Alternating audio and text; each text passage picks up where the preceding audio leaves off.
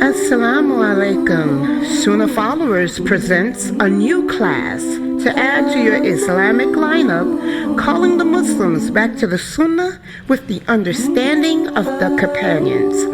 A new edition taught and broken down by Ustada lailanasheeba. Tarbiyah, Brotherhood and Sisterhood in Islam. Join us every Sunday at 9 p.m. Eastern, right here, streaming on all major platforms. Channel Sunnah Followers. Inna alhamdulillah, wa salat, wa salam ala wa rasulallah. I want to welcome everybody to our series of Brotherhood. This is a new series that I began a couple of weeks ago, where we're teaching what it means to be brothers and sisters in faith, because that's actually what Islam is all about. You know, as Muslims, we're supposed to live each day of our lives honoring our allegiances to Allah, to the Prophet Muhammad, sallallahu alaihi wasallam, to other Muslims around the world, and our religion. And we're also supposed to disassociate from anything that stands between us and those areas. And this is something that we've fallen short of today, allegiance and brotherhood, sisterhood. Unfortunately, this is one of the signs of the last hour. The Prophet Muhammad, sallallahu alaihi wasallam, told us that one of the signs of the last hour will be that brotherhood, sisterhood will diminish. Instead of us being like the companions were, brothers and sisters in faith, we'll end up becoming enemies to one another, to the point that we will oppress and even kill each other. And that's already happening. We can see it in the masajids here in America. You go to some of the masajids and there's so much arguing, so much bickering, so many different people who don't like the imam, or you don't like a certain group or certain people inside the community. So there's rumors being spread. It's so much corruption going on in the masajids nowadays. And then when we look at the Muslim lands, we can see that that brotherhood, that sisterhood doesn't exist even in our Muslim lands. We'll befriend the kafir before we befriend another Muslim. We'll trust the kafir before we trust another Muslim. So these signs are already there. So this is why I've embarked upon this journey of teaching you guys what true brotherhood and what true sisterhood entails. And today what we're going to do, especially since this is our day of Eid, our day of celebration, today we're going to speak about some things that we can do when we come in contact with one another that can help in this establishment. Things that we can do whenever we come face to face with another Muslim that will help to develop or nurture that brother or that sisterhood that we should have. So let's put the PowerPoint up on the screen. Tonight we're going to speak about certain actions or behaviors that we can put into practice as Muslims with one another, that in turn will help to strengthen, develop, and build the ties of brother and sisterhood when we come in contact. Okay, and let's see. Again, here are some tips. Number one, let your brothers in Islam know that you love them. Love is so important, guys. This has been a very depressing day for myself. I was sharing with Sister Anissa earlier. She's one of the elderly women here on our website. She's been around for a long time, alhamdulillah, and she has a lot of experience with life and how to be strong at the face of adversity in life. And when I remember, I logged on my Zoom room today at around 2 p.m. and I was feeling the way I sound. As some of you can hear it, I'm depressed. I always get melancholy on the day of the Eid. And she recognized that. And I told her, I said, you know, something I realized in my older age, life is a circle. I keep telling you guys, the circle of life. We go out of this world the same way we came in. And what do I mean by that? When I was a young girl growing up here in America in the 1960s, I was the only Muslim in my school, the only Muslim in my community of where I lived. Nobody knew what a Muslim was. All they knew who the Black Panthers were, they knew who the Black nationalists were, and they knew about Elijah Muhammad. But they and his followers, but they did not know that they're of a Muslim such as myself. And I always felt isolated. I felt strange. I had no personal friends at all. My mother didn't allow me to go outside and play anyway. But even if I had no friends that could relate to me because my lifestyle was different. And so every year, and I understood that my lifestyle, even though it was different, it was better than theirs because I was born, you know, to believe in Allah, to live up to that. And I was made to be a daya. My father and my stepfather and mother were shaping me to be a daya. So, you know, every year around Christmas time, when the other children were celebrating Christmas, I knew that there was no such thing as a Santa Claus or a Rudolph the Red-Nosed Reindeer, even though I was 7 years old and wished I had a reindeer for a pet because I've always liked animals, you know. So I would get depressed. My mother would keep me out, you know, out of school before the Christmas holidays began, when the kids would start decorating, making Christmas stuff. My mother kept me out of school. And we would go on school break for Christmas, and I would get sad. I would be depressed because I knew that there was no such thing as that. You know, I didn't believe in that. I've always believed in Allah, but it was just sad because I felt so lonely. I just wished I had Rudolph to talk to. I was a kid. Why come I can't talk to Saint Nick? I would like to sit down and talk with this big fat man, you know, and tell this man how I feel. And I would like to sit down with this man and make him pull something out of a hat, a toy, a doll for me, or a game or something. So I would get sad during that time of year, you know, and all the way up until my adulthood, all the way up until the past 10 years. And then 10 years ago, my life began to change. It's weird. You know, we get a certain age as women, we start changing. 10 years ago, I was turned 50. So when I turned 50, you know, my life began to change. Instead of getting sad around Christmas, I now get sad every Eid because I spend every Eid alone, at home alone. When I was working, I couldn't go to the Eid prayer because I worked third shift. And I was always mandated because I worked in a facility where somebody had to be there. And people, first shift people, just can't come to work on time. They had to be to work at 5 in the morning. You know, people don't wake up.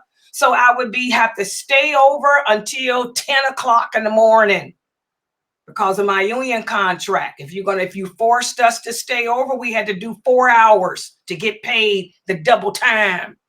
So I would have to work all night and stay till 10. So by the time I would get off from work, Eid prayer was long gone. So I hadn't attended an Eid prayer in 36 years because I worked third shift. And so now that I retired 3 years ago, no, 2 years ago. It's the same thing. You know, I have social anxiety now. And that's what happens. Like I was telling you sisters yesterday, and I want y'all to listen to me and learn from me because I'm an older woman. I know I look young, but I'm 63 years old. You can learn from a woman that's lived longer. You know, Allah did not create women to be providers, maintainers, and protectors. That's not in our physical makeup. It's not in our emotional makeup. I had to be a provider, a maintainer, and protector of myself ever since I was 21 years old. So I worked for 36 years because I had no husband, no brothers, or nobody to take care of me. And it took its toll on me because, again, I was the only Muslim working in my department. And of course, I had to put on this toughness the same way I have to do on the internet as a daya. I had to put on this tough exterior so that people couldn't hurt me. I had to be intimidating in my appearance, in my voice, because Allah commands that. Allah commands the believing women that when we go out publicly, we cannot make a public spectacle of ourselves. So we have to be firm and strong in our voice, intimidating in our behavior. Well, it takes its toll on you. After 36 years of being intimidating, I now have social anxiety. What does that mean? That means I can't go any place alone. I'm afraid of crowds. I get nervous when I'm in a crowd of people. I don't like being the only one in a room with people I don't know. So I can't go to the Eid prayer because I don't know anybody in that mosque. There's a mosque right down the street from me. It's packed. It was packed. I drove past it twice today, but I couldn't get out of my car to go inside. They had activities going on. I could not get out of my car to participate because I suffer with social anxiety. That's what 36 years of being a man, being intimidating like a man has done to me. It's broken me. That's why I tell you, young sisters, forget about trying to make a career of working like a man. You weren't created for that.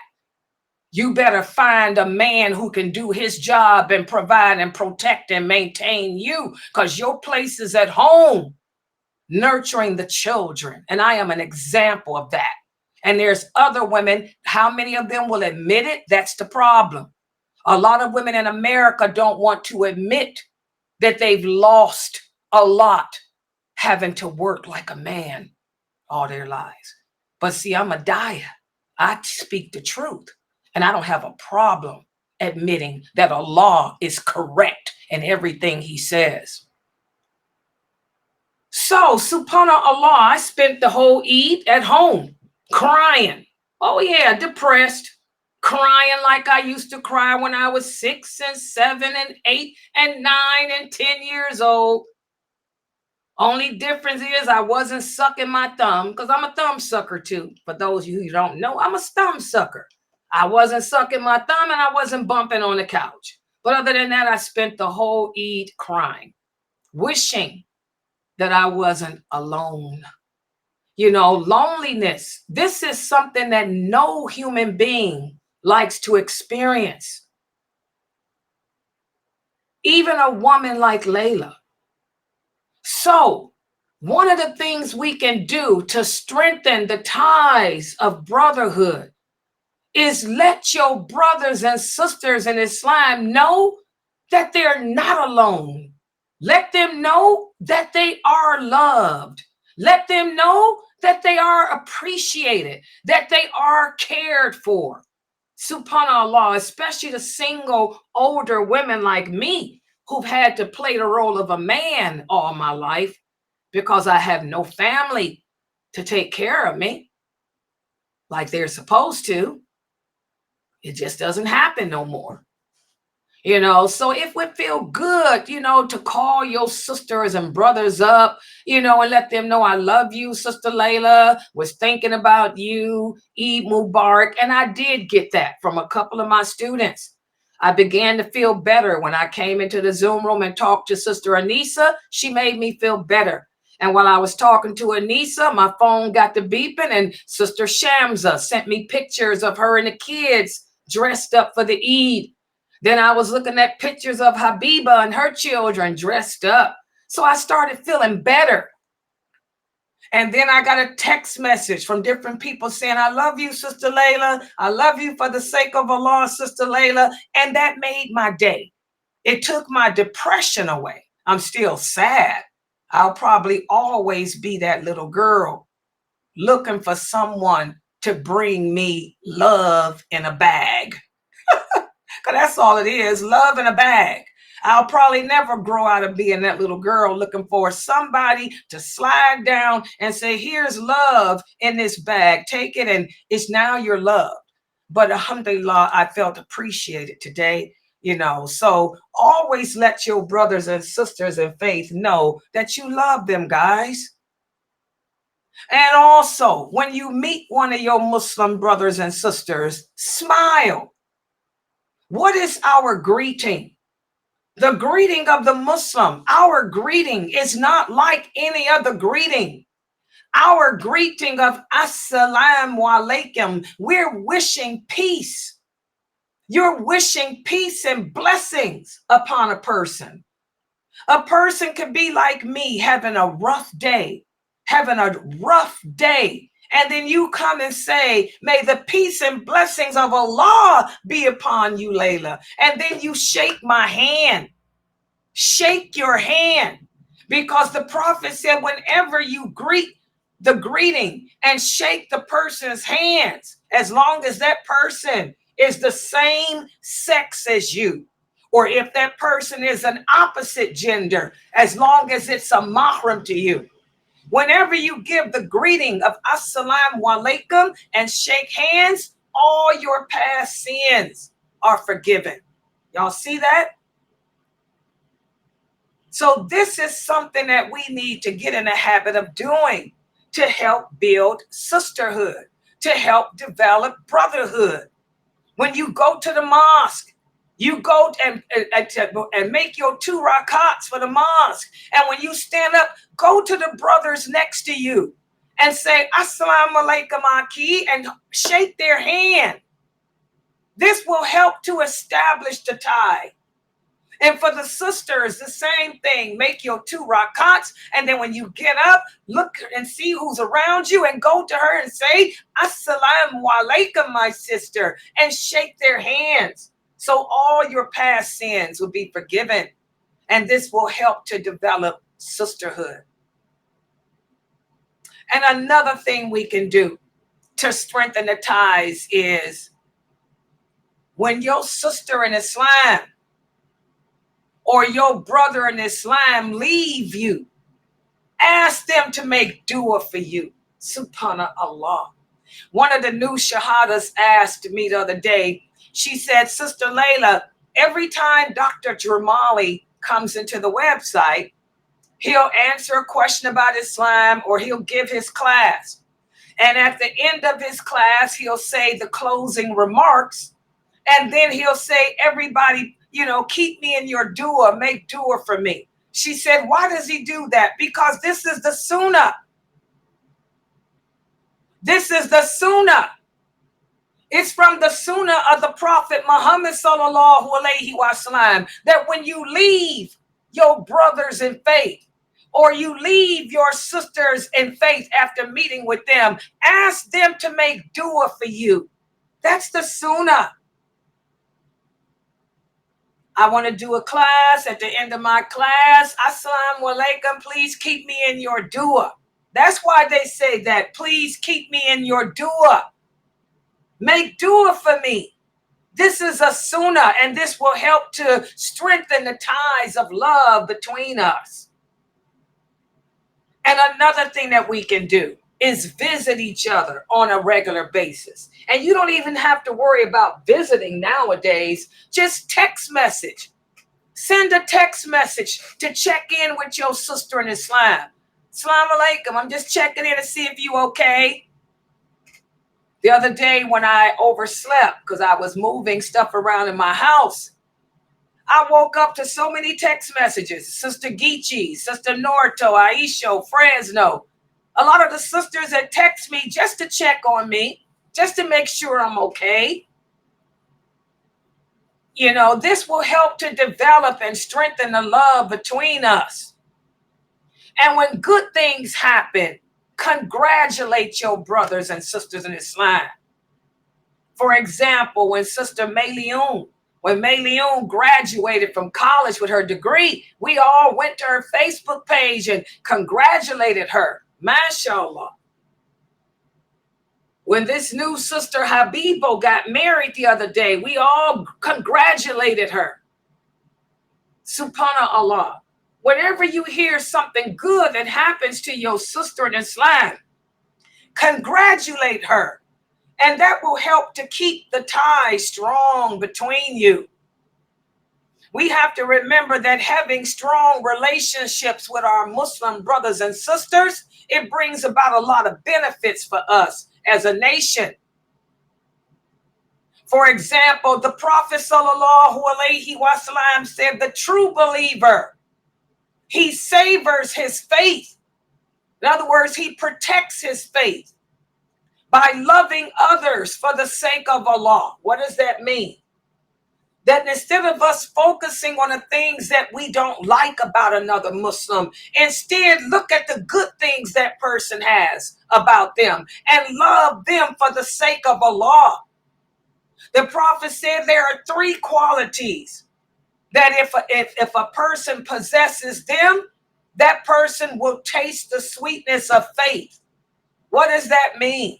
That means there are 3 characteristics. If a person has them, they have the characteristics of a believer. And that is, number 1, to love another person for the sake of Allah. That's a characteristic of a believer, to be able to overlook a person's faults and shortcomings. Now, I'm not talking about the person committed a crime. And I have to explain that because there's a lot of fitting going on in these masajids. I'm not talking about a person is a rapist, a person is a child molester, a person is a thief. I'm not talking about them. You don't overlook that because those are not bad qualities. Those are sinful actions. And those are all sinful actions that bring about qisas, or punishment, retribution in Islam. So I'm not talking about overlook the fact that that brother's a child molester. No, I'm talking about overlook the fact that you don't like the way that person's accent is. Something petty that has nothing to do with paradise. Or you don't like the fact that that sister speaks loudly. I don't like that sister there because she has a big nose. I don't like that person there because he's black in color. Trivial things. And overlook the things that you don't like, and instead look at the fact that even though they're black in color, they can recite the Quran better than you. Even though her voice is loud, subhanallah, she's a good admonisher. She's a good advisor. Even though his nose is big, he's the first one to volunteer to help a person in need. So this is what we're going to have to work on as a nation today. Instead of being personal and nitpicking, look beneath the surface and see the good in a person, the good that Allah sees in them, and love them for that sake. Does everybody understand? Also, the Prophet ﷺ said, Allah surrounds the person who loves for his sake with mercy. And Allah protects that person from the trials on the day of judgment. What does that mean? For those of us who can overlook the shortcomings of others and instead focus on the good, the angels of mercy accompany you. And the angels of mercy, they make dua for you and they protect you. And on the day of judgment, one of the people that will be under the shade of Allah is a person that was able to put aside his or her petty dislikes and instead see the good in others. So again, a lot of benefits in loving for the sake of Allah. Also, When you train your soul to only love for the sake of Allah, you'll find peace and joy in your heart. You won't be a person that suffers with jealousy. You won't be a person that's so evil that you go around holding grudges against people. So loving for the sake of Allah brings comfort to the heart. And those of us who do love for the sake of Allah, you'll find that they have hearts overflowing with peace, and their faces are always bright and happy. That's the brother at the mosque that you see. No matter what's going on, he always has a smile on his face. That's the sister over there. No matter how hard life is, she's always got a joke for you and a beautiful smile on her face. When I read this hadith, I think about Sister Layla on my website. Sister Layla has always got a nice word to say. She's always smiling. She looks beneath the surface of people. In my real world, there's one sister who was a friend of mine since I was 12, like Latifa. Her name is Sister Nadia. Sister Nadia, she's been a friend of mine, since I was 12 years old. When I was back in college, oh yeah, I was a rebel. I used to park in handicap spots. And every time I did it, my car would get towed. $200. I didn't have $200 to get it out, but I'd call Nadia and she'd say, Layla, what you doing parking in the handicap zone? Girl, get my credit card and go get your car. She would always tell me, get you my credit card and go get your car. And she never had a bad word to say about anyone to this day. And Nadia's older than me. Nadia always has a smile on her face. She's always there to help you in your time of need. And I'm telling you, I've never, ever heard her backbite anyone. That's one sister I can say she's never spoken badly about anyone. In fact, if you speak bad about people, she'll leave. She'll get up and leave because she won't get involved in that. She's one who, in my opinion, mastered loving for the sake of Allah. And she's always happy. She's always got a smile on her face. And Allah has given her the things that she needs in this life to survive as a result. Also, guys, loving for the sake of Allah is a trust. It's a trust of faith that never breaks. Whoever can maintain that characteristic will remain saved. Like I said, I look at a person like Nadia, and inshallah, she ain't got to worry about, I don't have to worry about her being punished for backbiting, for slander, for gossip, because she's never indulged in that. She's never been one to let her tongue twist to gossip, backbite, or slander anyone. And that's going to be a protection for her on the day of judgment, because most women will be in hell because they do that. And again, for those who can love for the sake of Allah, this is a sign that that person has perfect belief. That person understands that hadith where the Prophet sallallahu alaihi wasallam said the two main reasons as to why there'll be more people in hell than paradise is failure to control their tongue and failure to control their private parts. So when you get married, like Sister Nadia, your private parts is taken care of.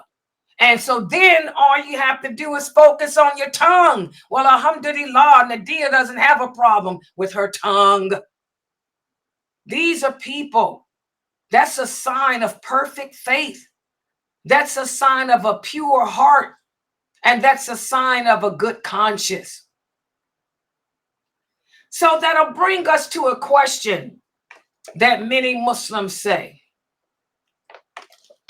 Well, where have we gone bad? Where have we fallen short?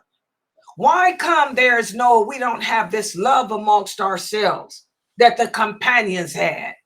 Well, one of the reasons why our brotherly love and our sisterly love has diminished is because of our preoccupation with the life of this world. Remember, the Prophet ﷺ told the companions that. He said, there will come people after you who will be so preoccupied with the money and what the earth produces that they'll become negligent and remiss in their obligations to Allah. And that's what's happened. We're so occupied with trying to make money, trying to get that big house, trying to get that fancy car, trying to live the Kardashian lifestyle, that we've forgotten the Abdullah lifestyle. So here's some things that we can do to correct that situation. Number one, mingle more in the company of other Muslims. We had a sister here yesterday, and I haven't seen her today. So I'm hoping she took my advice. Yesterday, when I was teaching my class, remember one of my new shahadas, Miss Jackson. Miss Jackson, she said she wanted to go to the Eid prayer, but she was afraid. Y'all remember? She said she was afraid of the racism. So I asked her to tell me the name of the mosque, and I looked it up. I said, oh, I know these brothers. I know those imams, which I do. I don't know them personally, but I know of them. I said, and 3 of your imams are black. 3 of them are black. So you look at that masjid, they got Somalians, they got people from Ghana there. There's a lot of Africans there and African Americans. I told her, I said, you don't have to worry about that. And I was telling her, try to go to the mosque, especially take the kids. And the reason I was pushing her is because she's a new shahada. And I know that she can get the knowledge of Islam here from me on the internet. But there's one thing that I cannot give her, which is that physical love, that physical contact. She needs to have that physical contact from another Muslim sister who she can shake hands with, who she can hug, who she can sit down and have coffee with one-on-one and talk and get advice from. This will cause us to become a closer nation. Yes, a lot of us, we have good cyber relationships. We have a strong cyber Islamic community here. Sunnah followers online. We've been online since 1986, and we have a strong Islamic cyber community. But you guys need that physical interaction too.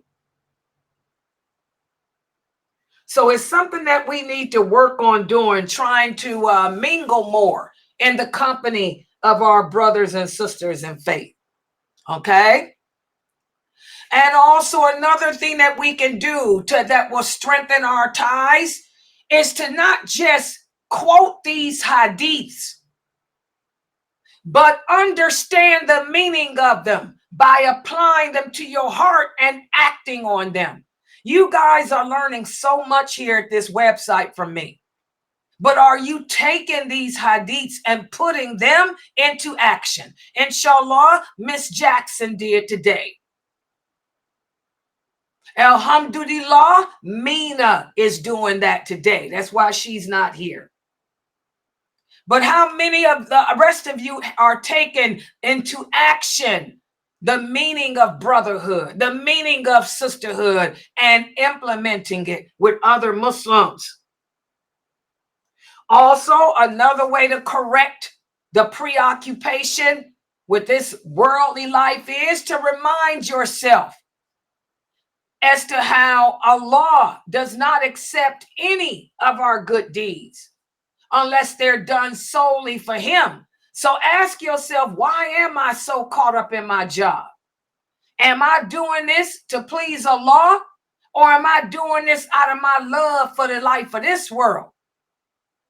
There's a lot of Muslim women that are working that don't have to work, but they choose to. Why do you choose such a thing? You're definitely not choosing it for Allah's sake. Because if you was choosing it for Allah's sake, you wouldn't be working at all. You'd be at home with your children. So do some evaluation. You got a love for the life of this world to the point that you'll become remiss in your true obligations, which are your children and family, just so you can make that dollar bill and show off. So we have to remind ourselves of the necessity of pure intentions and the importance of understanding that everything we do for Allah. Otherwise, it's not accepted. If it ain't for Allah, then it's nothing. It's wasted actions, wasted time. Also, another way that we can correct the problem of preoccupation with the life of this world is strive to unite your people in your community. Try to have social events at the mosque. Have classes, have things for the children to do. Have get-togethers for the sisters only, so that we can all come together as a community and get to meet each other and get close to one another. So these are just some suggestions of things that we can do to correct the problem of being too focused on the life of this world instead of on sisterhood. And remember, maintaining brotherhood is a command from Allah. Allah commands us to do this just like he commands us to pray, just like he commands us to fast, just like he commands us to wear hijab. So maintaining the ties of brotherhood and sisterhood is a command from Allah. It unites us. And remember, the Prophet sallallahu alaihi wasallam said the greatest weapon that we have as a nation against Shaitan is each other. Why is it that Shaitan is destroying us individually? Because we're not united as a nation under one solidarity. Too many of us are patriotic. Too many of us are nationalistic.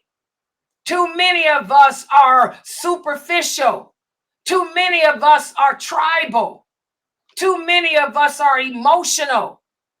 Well, Islam brings us together despite all of this, just because we all believe La ilaha illallah, Muhammadur Rasulullah. Listen to what Allah says in the Quran and the interpretation of the meaning. The believers are but one single brotherhood.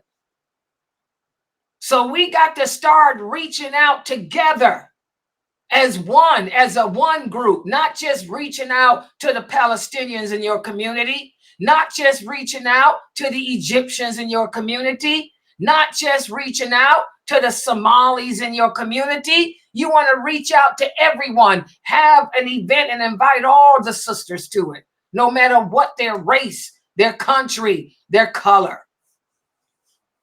Also, Allah says in the interpretation of meaning, the believers, men and women, are protectors of one another. They enjoin the good of Islam and they forbid the evil of disbelief. They observe the regular prayers. They pay the charity tax. They obey Allah and his messenger, and upon them will Allah pour his mercy. So again, we have to be one. What makes us a brotherhood is not what part of the world we come from. My allegiance is not just to Gaza. That's why I keep telling y'all got to stop that flag stuff. Seriously, that Gaza flag stuff is getting old, people. We don't have allegiance to a flag of Gaza. Our allegiance is not to the flag of Egypt either. It definitely ain't to the flag of America or the UK. Our allegiance is to anyone who declares La ilaha illallah, Muhammadur Rasulullah, no matter what flag their country bears. Does everyone understand that? And also, listen to what the Prophet Sallallahu Alaihi Wasallam said right before he died in his farewell speech. He said, all mankind is from Adam and Eve. An Arab has no superiority over a non-Arab, nor does a non-Arab have any superiority over an Arab. Also, a white man has no superiority over a black man, nor does a black man have any superiority over a white man, except by our piety and good intentions. Allah doesn't care what race you are, what color you are, what tribe you come from, how smart you are. In fact, he's the one that made you all of that. So why should he care? What he does care about is your consciousness of him, your fear of his punishment, and your love for him. That's how Allah decides who's the best of the best. So we got to get rid of all this racism and nationalism and flagism that's going on today and become one brotherhood. As the Prophet Sallallahu Alaihi Wasallam said, a Muslim is the brother of another Muslim. He does not oppress him, nor does he leave him at the mercy of others. Also, the Prophet Sallallahu Alaihi Wasallam said, none of you will have faith until you want for your brother what you'd want for yourself. So thus, guys, we need to all learn from these hadiths. And we all need to work together on holding on to the rope of Allah, together as one nation, not separated by flags, not separated by countries, not separated by tribes, and not separated by the color of our skin. Instead, we have to hold on all together to the rope of Allah as one nation, one brotherhood, strong, firm, and determined.